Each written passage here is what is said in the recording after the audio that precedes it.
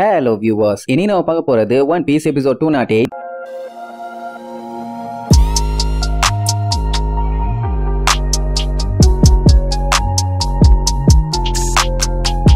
Open பண்ணா போன பாட்டுல நம்மளால ஒரு கிழவனை மீட் பண்ணாங்கல்ல, அவனோட செம காமெடி. கடைசியில எல்லாரும் என் வீட்டுக்கு வாங்க, நீங்க பண்ண உதவிக்கு உங்களுக்கு என்னோட விருந்தோம்பலை காட்டியே ஆகணும், அதனால வாங்க வாங்க, பண்ணையில வளர்த்துற அனிமல்ஸோட பால் இருக்குது, உங்களுக்கு நான் அதை தர்றேன்பா. இதான் இவங்க வில்லேஜோட வழக்கம்னு வேற சொல்லுவானா. நம்ம ஆளுகளுக்கு ஃபுல்லா கன்ஃபியூஸ் ஆயிரும், எது வில்லேஜ் ஃபார்மா? இங்க வில்லேஜும் இருந்த மாதிரி இல்ல, ஃபார்மும் இருந்த மாதிரி இல்ல, அப்படி எதை சொல்றீங்கன்னு கேட்டவொன்னே அப்படியே திரும்பி பார்த்துட்டு செம்மையா ஷாக் ஆகி, ஐயோ என் வில்லேஜ காணும், என் ஃபார்மை காணும், என் அனிமல்ஸை காணும்னு புலம்பி தள்ளுவானா. உடனே உசோப்பு, என்னடா கிணத்த காணுங்கிற மாதிரி காமெடி பண்ணிட்டு இருக்க, உண்மையை சொல்லு, 10 வருஷத்துல வில்லேஜ் என்ன தடம் தெரியாம அழிஞ்சு போகும், ஓவரா நடிக்காத, உனக்கு செட் ஆகலாமா. சரி விடுங்க, அதெல்லாம் நிறைய நடந்துருச்சு, அந்த மேட்டர் எல்லாம் உங்களுக்கு அப்புறம் சொல்றேன், இப்போதைக்கு உங்களை கவனிக்கணும்ல, இருங்க இங்க எங்கேயாச்சும் கொஞ்சோண்டு மில்க் இருக்கும், அதை தரேன்ட்டு போய் சட்டியெல்லாம் ஓபன் பண்ணிட்டு இருப்பான். உசோப்பு வண்ட வண்டியா திட்டுவான், ஏண்டா கிழட்டு மூதேவி, நீயே 10 வருஷமா பைத்தியக்கார மாதிரி சுத்திட்டு இருந்த, 10 வருஷத்துக்கு முன்னாடி பால் இங்க வச்சீங்கன்னா அது என்ன டீ காஃபியாவா மாதிரி இருக்கும், பேசாம இருடாம்பா. அட ஆமா இல்லன்னு அவன் என்ன பண்ணுவான், உள்ள இருந்து சீஸ் எடுத்து இது உங்களுக்கு வேணுமான்னு கேட்பான். அது கண்ட மேனிக்கு ஸ்மெல் அடிக்கும், ஏண்டா 10 வருஷம் பழைய சீஸ கொடுத்து கொல்லவாடா பாக்குறேன்னு கேட்பான்.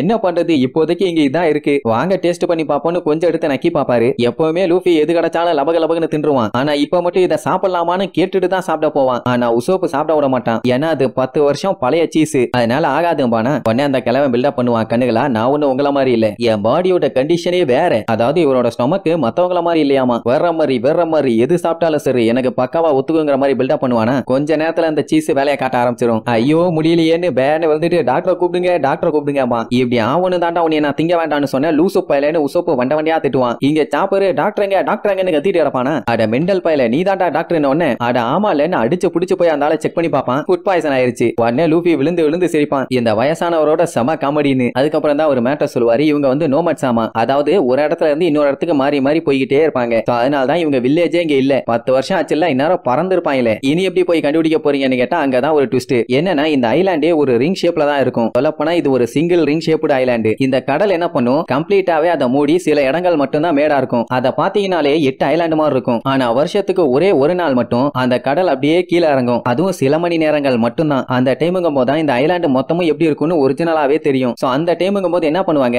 இவங்க ஒரு ஐலாண்ட்ல இருந்து இன்னொரு ஐலாண்டுக்கு மைக்ரேட் ஆகி போவாங்க. அதுவும் 3 வருஷத்துக்கு ஒரு டைம் மட்டும் தான். அப்படின்னா வில்லேஜ் ஆளுகளா 3 வருஷம் கழிச்சு கிளம்பிட்டாங்க. இந்த ஆளு 10 வருஷமா இங்கே நின்னுட்டு இருந்திருக்கான். லூஃபிக்கு சிரிப்பா வரும், யோ கிளவா நீ மாஸ்க் காட்டிட்டேன்னு. இப்ப அந்த ஆளு சொன்ன கணக்குப்படி 3 வருஷத்துக்கு ஒரு டைம் மைக்ரேட் ஆகுறாங்கன்னா அப்படியே சுத்தி வர்றதுக்கு 30 வருஷம் ஆயிருமே. அப்படின்னா நீ பேசாம அந்த கம்பளியே நின்னுட்டு இருந்திருக்கலாம், இன்னும் ஒரு 20 வருஷம் கழிச்சு வந்திருப்பாங்க, எல்லாத்தையும் பழையபடி மீட் பண்ணிருக்கலாங்கிற மாதிரி சொல்லுவானா. ஆனா அவர் என்ன சொல்லுவாரு, அவரோட குதிரையை யூஸ் பண்ணி ஒரு 5 வருஷத்துலங்கும் போது அவங்கள போய் புடிச்சிருவாராமா. அதுக்கு இவர் இந்த ஐலாண்ட ஒரு வருஷத்துக்கு ஒரு டைம் கிராஸ் பண்ணணும். எது ஊர்ஸ்லயா போறீங்கன்னா, ஆமா அதுதான் இந்த ஐலாண்ட்லயே மோஸ்ட் பியூட்டிஃபுல்லான அனிமல். அது இருந்தாதான் ஒரு ஐலாண்ட்ல இருந்து இன்னொரு ஐலாண்டுக்கு ஈஸியா மைக்ரேட் ஆக முடியும். ஏன்னா அதுங்க தான் அதிகமான வெயிட் எல்லாத்தையுமே தூக்கிட்டு போவாங்க. அவ்வளவு வெயிட்டை இவங்க தூக்கிட்டு நடந்து போறதெல்லாம் இம்பாசிபிள். அப்படியே ஒருவேளை இவங்க இங்க இருந்து இன்னொரு ஐலாண்டுக்கு நடக்க ட்ரை பண்ணாங்கன்னா அதுக்குள்ள மறுபடியும் தண்ணி வந்துடும், அப்புறம் முங்கியே சாக வேண்டியதான். யோ அப்படின்னா ஷிப்ல போக வேண்டியதானு கேட்டா அவங்களுக்கு ஓட்ட தெரியாது. சரி அப்படியே ரெடி பண்ணி போலான்னு பார்த்தா அங்கதான் இன்னொரு பெரிய சிக்கல். என்னன்னா ஒரு ஐலாண்ட்ல இருந்து இன்னொரு ஐலாண்டுக்கு போக லாக் போஸ்ட் தேவை. அந்த லாக் போஸ்ட் இங்க இருக்க ஐலாண்ட கரெக்டா பாயிண்ட் அவுட் பண்ணாதாமா. இதுக்கப்புறம் இருக்க ஐலாண்ட் எல்லாமே நல்ல பெரிய ஐலாண்ட்ஸ் ஆமா. இதெல்லாம் யோசிச்சு பார்த்துட்டு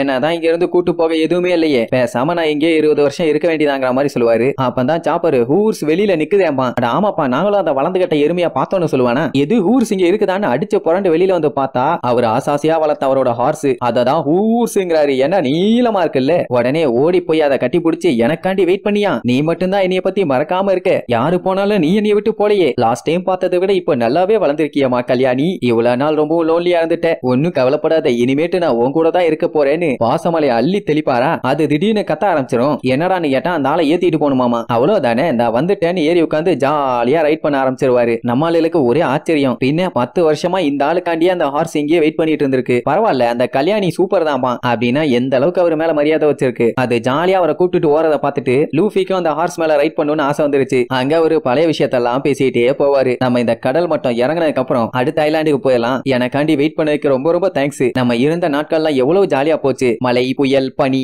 எப்பேற்பட்ட நாட்கள் அப்படி அப்படி இப்படின்னு ஜாலியா பேசுவாரா. அப்ப அந்த டைம்ல என்ன நடந்துச்சுன்னு காட்டுவாங்க. என்னன்னா அந்த வில்லேஜ் மக்கள் எல்லாம் கிளம்பும் போது அந்த குதிரையும் சேர்த்து கூப்பிட்டுருப்பாங்க. ஆனா அது வரமாட்டேன்னு சொல்லியிருக்கோம். நாங்க எப்படியும் திருப்பி வர்றதுக்கு 27 வருஷம் ஆகும். அது வரைக்கும் நீ டோன் சீட்டுக்காண்டி இங்க வெயிட் பண்ண போறியா? அவர் எங்க போனாரு என்னன்னு கூட தெரியல. அதனால பேசாம நீ எங்க கூடவே வந்துரு. அந்த காவாலி பைய எப்படியோ போட்டுங்கிற மாதிரி சொல்லுவாரு. ஆனா கல்யாணி வரமாட்டேன் நீர்வா. அப்போ ஒரு சின்ன பையன் வந்து நானும் என் கிராண்ட் பாக்காண்டி இங்க வெயிட் பண்ண போறேன். அதுவும் கல்யாணி கூடமா அப்படின்னா இந்த பையன் அந்த தாத்தாவோட பேராண்டி. ஆனா அந்த பையனோட அப்பா விடுவாரா? உன்னால எல்லாம் தனியா இருக்க முடியாது, பேசாம வான்னு சொல்லி தூக்கிட்டு போவாரு. பட் அந்த பையலுக்கு நம்பிக்கை இருக்கு, அவங்க தாத்தா இங்கதான் இருக்காரு, அவருக்காண்டி வெயிட் பண்ணி எப்படியாச்சும் அவரை கூட்டு வருவேன்னு. பட் அவன் தான் சின்ன பையன்ல, ஆலையாக்கா தூக்கிட்டு போயிருவாங்க. பாவம் கல்யாணி மட்டும் தனியா தனிமையில இங்கேயே நின்றுவா. அப்புறம் என்ன 10 வருஷமா பனி புயல்ல வெயிட் பண்ணி கடைசியில ஒரு வழியா வந்துட்டாருல்ல. சோ சந்தோஷம் தாங்க முடியல. அவரை வேகமா கூட்டிட்டு போகும். நம்ம ஆளுகளுக்கு அதை பார்க்கும்போது சூப்பரா இருக்கும். சோ இப்படியே ஒரே என்ஜாய்மெண்ட் தான். அந்த டைம் திடீர்னு டமால்னு ஒரு சுடுற சவுண்டு. அந்த குதிரை அப்படியே தெரிச்சடிச்சு கீழே விழும். கூடவே அந்த டொன்ஜிட்டும் தெரிச்சு போய் விழுவாரு. ஐயோ என்னாச்சுன்னு எல்லாம் பதறி போய் ஓடுவாங்க. ஆனா லூஃபி எவன்டா சுட்டான்னு சுத்தி சுத்தி பார்த்துட்டு இருப்பான். அந்த டைம் பயங்கரமா கத்துற சவுண்டு. என்னடான்னு பார்த்தா கல்யாணி தான். அவளை சுட்டுட்டாங்க. அதனால வலி தாங்க முடியாம காட்டுத்தனமா கத்திட்டு இருப்பா. உசோப் எல்லாம் கத்திட்டே வருவான். யாரோ ஷூட் பண்ணிருக்காங்க, யாருன்னு தெரியலையேன்னு. அப்படி அடிச்சு புடிச்சு போய் பார்த்தா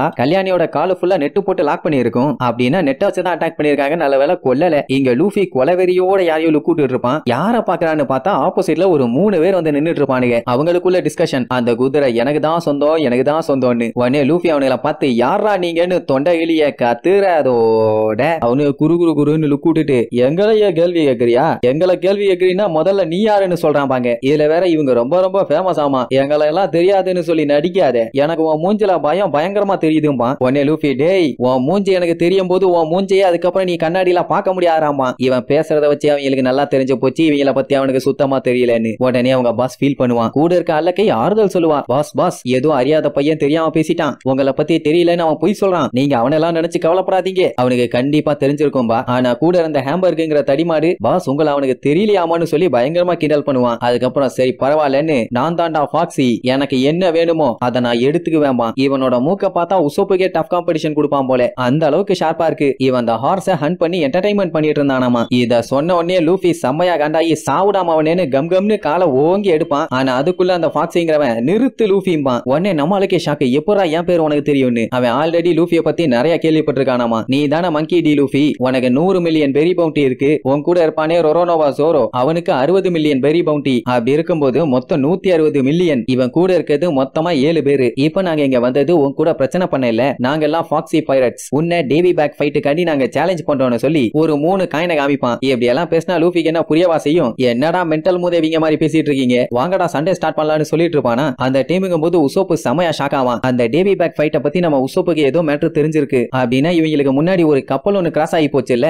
அது எல்லாமே இவங்க பண்ண வேலைதான்னு கண்டுபிடிச்சிட்டான். அதான் பெரிய அலை வரும்போது ஆப்போசிட்ல ஒரு கப்பல் வந்து அந்த லூசு பள்ளிகளுக்கு என்ன பண்ணும் ஏது பண்ணுன்னு தெரியாம அந்த அலையில சிக்கி சின்னாபினமாயி செத்து போனானுங்கல்ல, அதுதான். அதனால லூஃபி கிட்ட அந்த கேம்ல கலந்துக்காத, அப்படி நீ கலந்துகிட்டீங்கன்னா நம்ம க்ரூ மெம்பர்ஸ் நம்ம இழக்க வேண்டி இருக்குன்னு சொல்லி ஃபீல் பண்ணி கத்திட்டு இருப்பானா. லூஃபி பார்த்துட்டு என்னடா உளறிட்டு இருக்க முட்டா பயல, லூசு மாதிரி எதுவும் பேசிட்டு இருக்காத, நான் இவனுங்களை பொழந்துடுறேன்மா. ஆனா உசோப்பு அந்த கேமை பத்தி நான் உனக்கு தெளிவா சொல்றேன், அதுக்கு முன்னாடி அந்த கேமுக்கு ஒத்துக்காரான்னு கத்திட்டே ஓடி வருவான். ஆனா அந்த ஆப்போசிட்ல இருக்கவனுங்க இல்ல, லூஃபி ஆல்ரெடி கேமுக்கு ஒத்துக்கிட்டான், இனிமேட்டெல்லாம் மாத்த முடியாதும்பானுங்க. கூட இருக்கவங்களும் ஆமா நாங்க கேட்டோங்கிற மாதிரி சொல்லுவாங்க. இனிமேட்டெல்லாம் உன்னால பேக் அடிக்க முடியாது கண்ணா, ஒரு டைம் நீ வாக்கு கொடுத்துட்டீனா அந்த வாக்க நீ ஆம்பளையா இருந்தீனா மீறவே கூடாது. நான் ஆம்பளை தான்டா, நான் மீற மாட்டேன்டான்னு தொண்டையிலேயே கத்துவான். உடனே உசோப்பு மண்டையோட ஒரு போடு போட்டு பேசாதன்னு சொன்னல, ஏன்டா உசுர வாங்கிட்டு இருக்கேன்னு கத்திட்டு இருப்பானா. இங்க இந்த டோன்ஜிட்டு பெரியவருக்கு அவரோட குதிரையை புடிச்சிட்டாங்கன்னு தெரிஞ்ச உடனே செம்மையா காண்டாயி வலிய விடுங்க அவனை எல்லாத்தையுமே கொன்னுறேன்னு கன் எடுத்து நீட்டுவாரு. பின்ன கல்யாணி 10 வருஷமா இவருக்காண்டியே வெயிட் பண்ணிட்டு இருந்திருக்கா. அப்படி இருக்கும்போது ஏன்டா அந்த மாதிரி பண்ணீங்கன்னு கன் எடுத்து நீட்டுவானா. லூஃபி அவங்க தான் பைரட்ஸ், விடாத போட்டு தள்ளுன்னு கத்திட்டு இருப்பான். அதே நேரம் இங்க மிச்சவங்க எல்லாம் இருப்பாங்கல்ல, அவங்க கிட்ட டேவி பேக் ஃபைட்டை பத்தி எக்ஸ்பிளைன் பண்ணிட்டு இருப்பாங்க.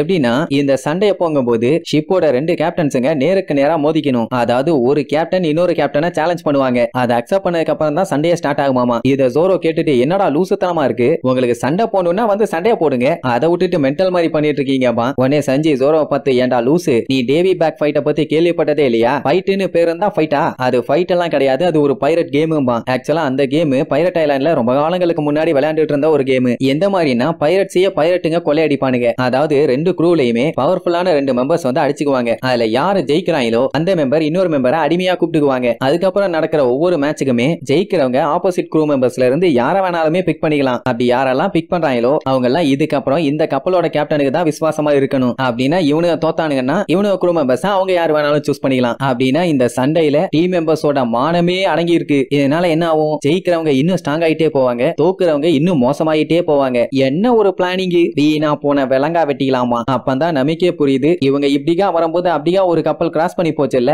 அவங்க கிட்ட எந்த ஒரு க்ரூ மெம்பர்ஸுமே உருப்படியா இல்லாம கண்ணா பின்னான்னு சதைச்சு போனாங்க அப்படின்னா அதுக்கும் காரணம் இவங்க தானே.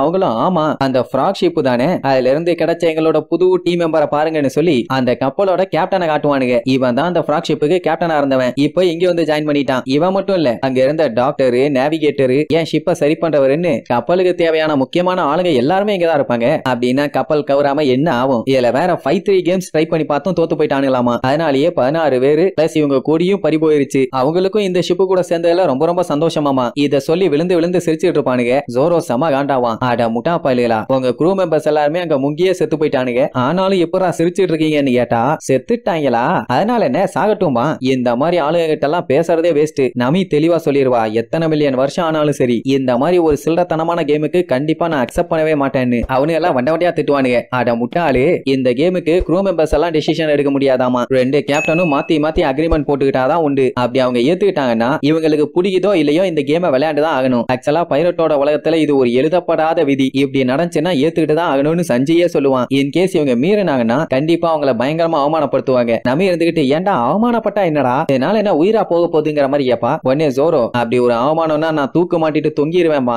என்னடா முட்டாள் மாதிரி பேசிட்டு இருக்கீங்கன்னு நம்பி வண்ட வண்டியா திட்டுவாளா. உடனே ரோபின், அடா அவங்கள விட்டு தள்ளுமா, ஆம்பளைங்க எப்பவுமே இப்படித்தான் இருப்பானுங்கன்னு சொல்லுவாளா. சரி ரைட், நான் லூஃபியை போய் எப்படியாச்சும் தடுக்கிறேன்னு வேகமா ஓடுவா. ஆனா அந்த டைம் ஃபாக்ஸ் பைரட்ஸ்ல ஒருத்தன், நீங்க இனி போனாலும் எந்த ஒரு யூஸும் இல்லாமா, என்னடானா அவங்க கேப்டன் இருந்து சிக்னல் வந்துருச்சாமா, ஃபைட் ஸ்டார்ட் ஆயிருச்சுன்னு. உங்களுக்கு ஃபயரிங் சவுண்ட் கேட்டுச்சுன்னா கம்முன்னு பேசாம உட்காந்துருங்க, அதுக்கப்புறம் உங்களால எதுவும் பண்ண முடியாதும்பா. ஐயோ கேட்க கூடாதுன்னு சொல்லிட்டு ஓடுவா, டம்முன்னு கேட்கும். அப்படின்னா என்ன அர்த்தம், லூஃபி சண்டைக்கு ஒத்துக்கிட்டான். ஜோரோக்கும் சஞ்சிக்கும் அதை பத்தி கவலையே இல்ல, எதுவா இருந்தாலும் ஒரு கை பாத்திரலாங்கிற மாதிரி தான் சொல்லுவானுங்க. ரோபின் இனிமேட்டு தான் செம்ம இன்ட்ரெஸ்டிங்கா இருக்க போதும்பா. ஆனா இருக்கிறதுலயே பயந்து போய் இருக்கிறது நம்ம நமி மட்டும்தான். அங்க எப்படியோ லூஃபியை வெறுப்பேத்தி ஏமாத்திட்டாங்களா. உசோப்பு புடிச்சு சப்பு சப்பு சப்பு சப்புன்னு லூஃபி அப்பிட்டு இருப்பான், ஏன்டா ஒத்துக்கிட்டேன்னு. ஏன்னா நம்ம பயிலுக்கு இது என்ன கேம் என்னன்னு ஒண்ணுமே தெரியாது. அட என்ன இருந்தாலும் ஜெயிச்சிடலாம், கவலைப்படாதேம்பா. ஆப்போனன்ட் லூசுங்க மேல கண்ணை வச்சு சுடுறேங்கிற பேர்ல அந்த நெட் அவங்க மேலேயே போட்டுட்டாங்க. சோ மொத்தத்துல இந்த கேம் அபிஷியலா அக்செப்ட் பண்ணியாச்சு. உனக்கு ஓகேவான்னு கேட்பானுங்க. இப்பவாச்சும் வேண்டான்னு சொல்லிருக்கலாம். ஆனா நான் அவங்க எல்லாத்தையுமே ஓட விட்டு உதைக்க போறேன்டா வெண்ணையலாம்பா. That's spirit. என்ன பண்ண போறேன்னு கேட்டா உன் தலையை தனியா கழட்டி எடுக்க போறேன்பா. உடனே அங்க இருக்கவங்க எல்லாம் பதறுவாங்க.